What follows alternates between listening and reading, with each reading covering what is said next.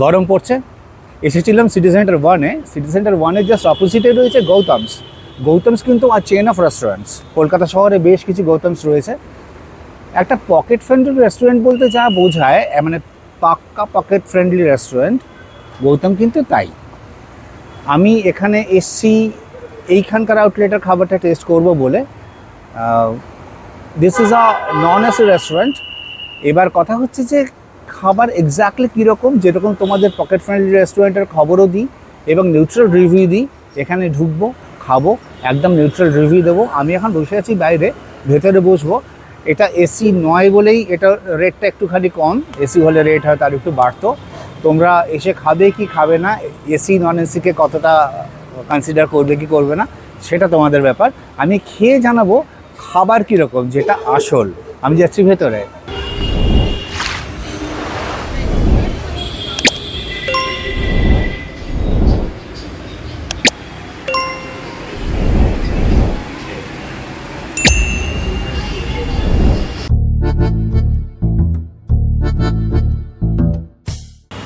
ঢুকে পড়লাম গৌতমসে। গৌতমসে ঢুকে যে খাবারগুলো অর্ডার দিয়েছি সেটা হচ্ছে স্টার্টারে চিকেন চিজ স্টিমড মোমো, আর মেন কোর্সে অর্ডার দিয়েছি মিক্সড ফ্রাইড রাইস আর গার্লিক ফিশ। এবারে আমি খেয়ে তোমাদের নিউট্রাল রিভিউ জানাবো, যেরকম বরাবর জানাই কেমন খেতে। কিন্তু একটা কথা বলে রাখি, গৌতম কিন্তু ভীষণ পকেট ফ্রেন্ডলি একটা রেস্টুরেন্ট। যদি এখানকার খাবার কোয়ালিটি ভালো হয়, ডেফিনেটলি তোমরা সিটি সেন্টার ওয়ানে এলে এখানে চলে আসতে পারো আরামসে খেতে। তবে আমি নিউট্রাল রিভিউ দেবো, ভালো না খারাপ সেটা ডেফিনেটলি জানাবো। আর একটা কথা বলে রাখি, প্লিজ কেউ কিছু মনে করো না, সেটা যেখানে লাইটের পজিশন অ্যাকচুয়ালি টপ লাইট আসছে বলে মুখটা একটু বাঁদরের মতো লাগছে দেখতে, সেটা আমার কিছু করার নেই। একটু ফ্রন্ট লাইট হলে ভালো হতো, সেটা আমার হাতে নেই। আমি খাবারে কনসেন্ট্রেট করব, তোমরাও খাবারে কনসেন্ট্রেট করো। চলে এসছে চিকেন চিজ স্টিমড মোমো, আমি খাবো, খেয়ে তোমাদের জানাচ্ছি।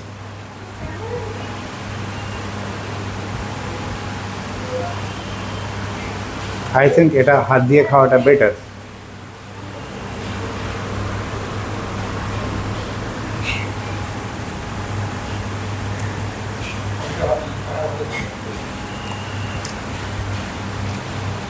এমনিতে ভালো,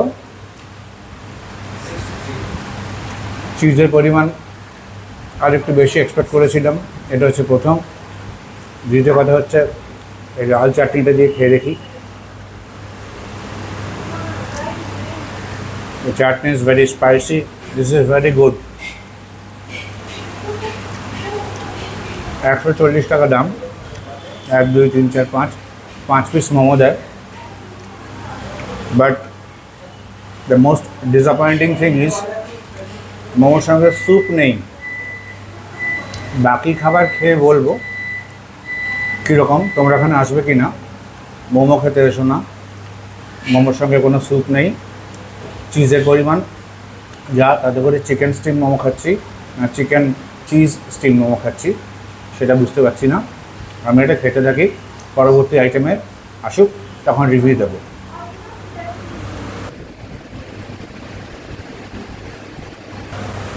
মিক্সড ফ্রাইড রাইস চলে এসছে, সঙ্গে চলে এসছে গার্লিক ফিশ। এবার আমি খেয়ে দেখবো মিক্সড ফ্রাইড রাইস কীরকম আর গার্লিক ফিশ তার সঙ্গে কেমন, আলাদা আলাদা কেমন, সব জানাচ্ছি। একটা জিনিস ঠিক, দর্শনধারীতে এরা কিন্তু উতরে গেছে, কেননা বেশ জিনিসপত্র দেওয়া আছে, সেটা কিন্তু চোখে দেখেই বোঝা যাচ্ছে। এবারে খেয়ে দেখব।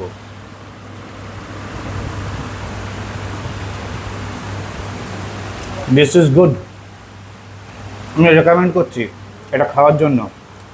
আর খুব ভালো খেতে ফ্রাইড রাইসটা। আর একটু খাই, তারপর ফিশটা খাবো।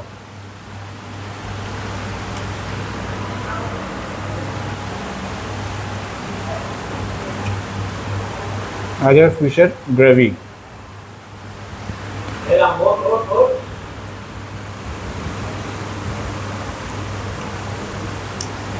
প্রথম কথা হচ্ছে গার্লিক আর হট গার্লিকের মধ্যে যে ডিফারেন্সটা, এটা খেলে বোঝা যাচ্ছে।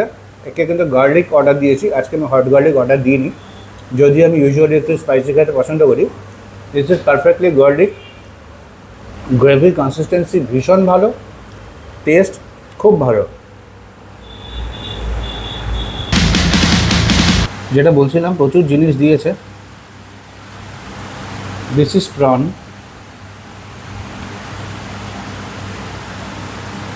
চামচ ঢোকালেই দিস ইজ চিকেন, চামচ ঢোকালেই দিস ইজ এগ।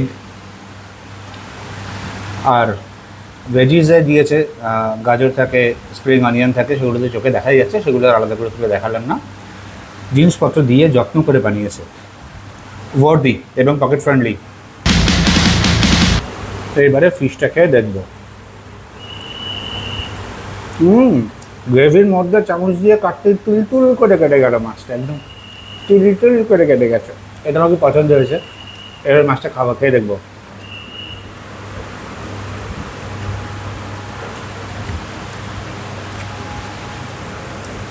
মোমোটা আমি রেকমেন্ড করবো না, এই দুটো আমি 100% রেকমেন্ড করবো। প্রচুর আইটেম নিয়ে খাওয়া সম্ভব না।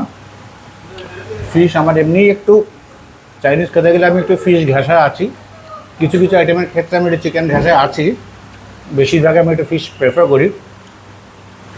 মানে আমি জীবনে একটু ফিশটা পছন্দ করি আর কি। এটা ভীষণ ভালো, ভীষণ। মাছটা যেরকম নরম, দিস ইজ বাসা না চিলি, সেটা নিয়ে প্রাইস যা তাতে করে বললাম তো খুব পকেট ফ্রেন্ডলি, ভেটকি পাবে না, দিস ইজ বাসা, কিন্তু খুব ভালো খেতে, নাইস। আমি রেকমেন্ড করছি, আমি আরেকবার খেয়ে দেখছি।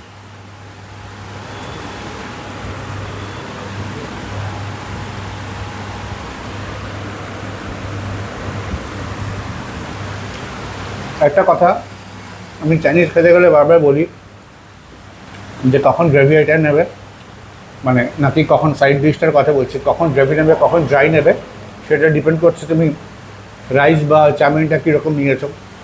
স্টিকি রাইস নিয়েছো না ফ্রি ফ্লো রাইস নিয়েছো, হাক্কা নিয়েছো না গ্রেভি চাউমিন নিয়েছো, তার উপর। আজকে যেহেতু একদম free flow mixed fried rice নিয়েছি, তার সঙ্গে আমি বলেইছি একটু বেশি গ্রেভি করে বানাতে, ড্রাই না বানাতে, যাতে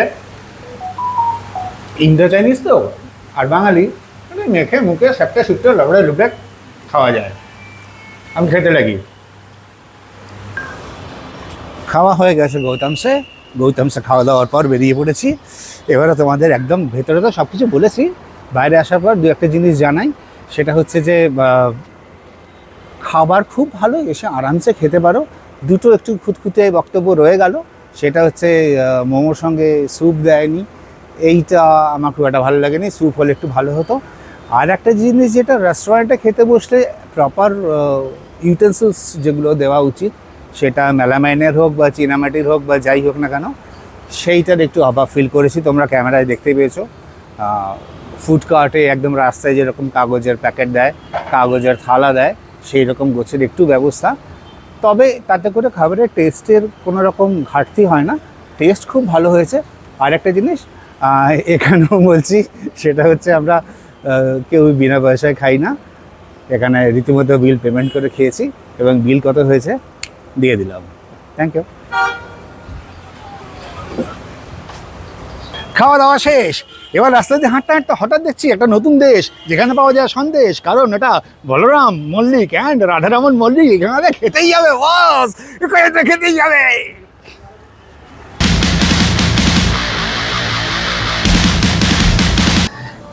আমি যেখানে দাঁড়িয়ে রয়েছি বেসিক্যালি একটা মিউজিক্যাল এনভায়রনমেন্ট আমার মাথায় ঘুরছে, এই কারণে আমি দাঁড়িয়ে রয়েছি বলরাম মল্লিক এবং রাধারমন মল্লিকে।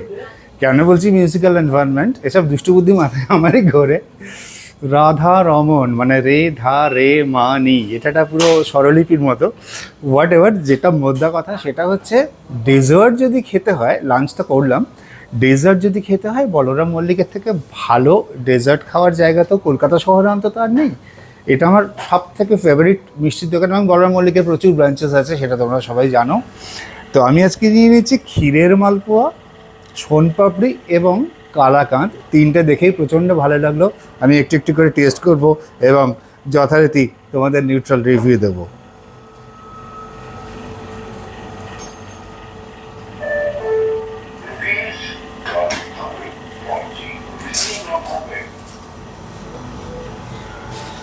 দিস ইজ ক্ষীরের মালপোয়া, এটা দিয়ে শুরু করছি।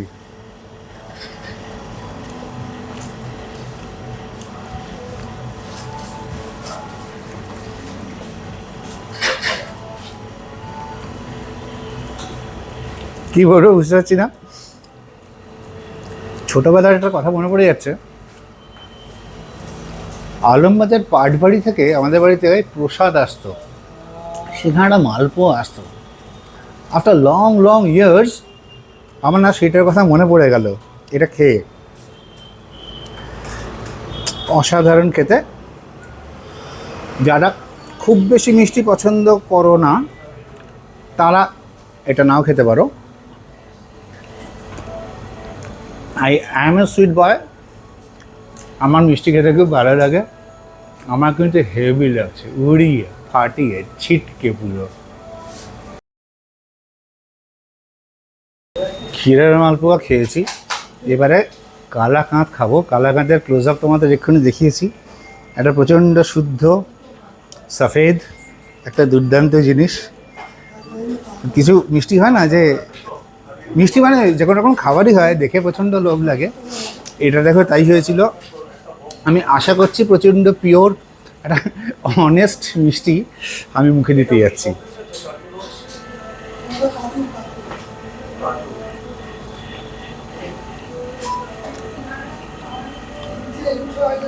লাঞ্চ করলাম, ডেজার্ট খাচ্ছি। এইটা খেয়ে আমার মুখে এলো বাসনার সেরা বাসা রসনায়। দিস ইজ সিম্পলি প্রসাদ গুণ সমৃদ্ধ, বিভৎস ভালো। আমি আমি জানি না এদের প্রিপারেশন সব এক জায়গায় হয় কি না, বাট সিটি সেন্টার 1 তোমরা প্রচুর আসো ঘুরতে, সিনেমা দেখতে। ডেফিনেটলি এসে অন্তত কালাকাঁদটা খাবে, কালাকাঁদটা খাবে দুর্দান্ত। আবার সোনার কাল্লায় যেমন মুকুলের বাবা বলেছিল না টেলিগ্রামের পরে, আবার একটা রিগার্ডস জুড়ে দিয়েছেন। আমি যেমন বলছি কালাকাঁদের ওপর একটা অ্যালমন্ড দিয়েছেন, আবার অ্যালমন্ড না অ্যালমন্ড বলে এখন লোকে মারে। দুর্দান্ত দুর্দান্ত দুর্দান্ত, পুরো সারেন্ডার করছি। দুটো ডেজার্ট খেয়ে ফেলেছি, আবারও আমি ছোটোবেলায় ফিরে গেছি। কেন সোনপাপড়ি আমার ছোট্টবেলা থেকে প্রিয়। আর ভালো দোকানের সোনপাপড়ি যদি হয়, আমি এখানে বলরাম মল্লিকে দাঁড়িয়ে রয়েছি এবং অন্যান্য দোকানের নাম এক্ষুনি বলছি না, কিন্তু একটা ভালো দোকান সেই জন্যই বলছি। তার উপর আমার একটা অন্য প্রেম আছে, আমি এটা কামড় দেবো এবং জানাবো। পিস্তা ফিস্তা ভরপুর দেখা যাচ্ছে, কামড় দেবো এবং জানাবো কীরকম লাগছে।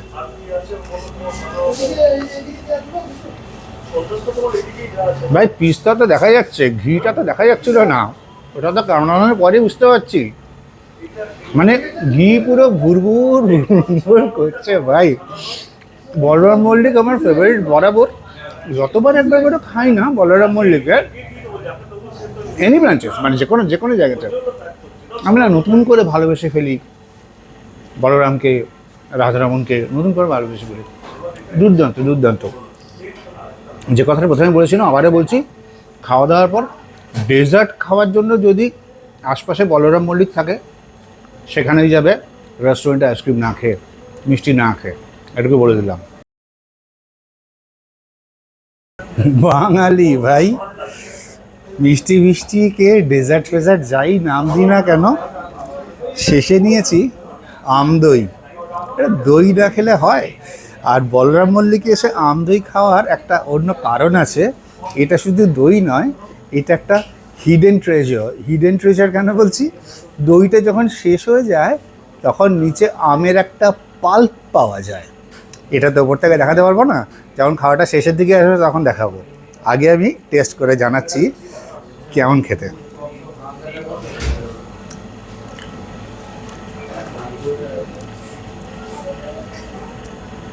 নতুন করে অবাক হওয়ার অভিনয় করবো, অভিনয়টা আমার আসে না। খেয়ে দে যা হয় একদম নিউট্রালি জানাই। সত্যজিৎ রায়ের পরশ পাথরের মলিনা দেবীর গলায় একটা ডায়লগ মনে পড়ে গেল, সেই রং, সেই জেল্লা, সেই আমদই, যতবার খাই সেই ম্যাজিকটা, সেই হিপনোটিজমটা বারবার ফিরে ফিরে আসে শরীরের মধ্যে। মানে এটার জন্য জীবনে অনেক কিছু করা যায়, অনেক কিছু করা যায়। কী কী করা যায় ডিটেল বলছি না, অনেক কিছু করা যায়। This is too good. যে কথাটা বলছিলাম, আমের শেষে, আম দইয়ের শেষে একটা ম্যাজিক আছে, সেই ম্যাজিকটা হচ্ছে পাল্প পাওয়া যায়। এই আমি কাটছি এবং একে সরাচ্ছি, দেখতে পাচ্ছ ভাই? This is the magic.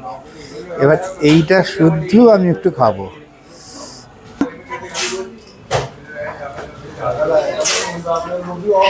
এক মিনিট।